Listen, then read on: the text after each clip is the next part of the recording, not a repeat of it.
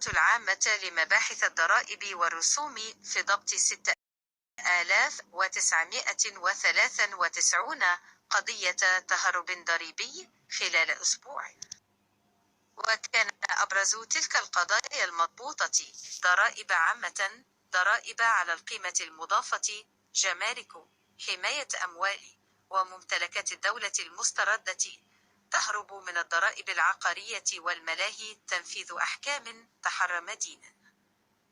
فيما واصلت أجهزة وزارة الداخلية على مستوى الجمهورية توجيه الحملات الأمنية بالتنسيق مع الجهات المعنية لضبط قضايا التهرب الضريبي والأموال العامة، مما ينعكس إيجابياً على الاقتصاد الوطني والحفاظ على المال العام.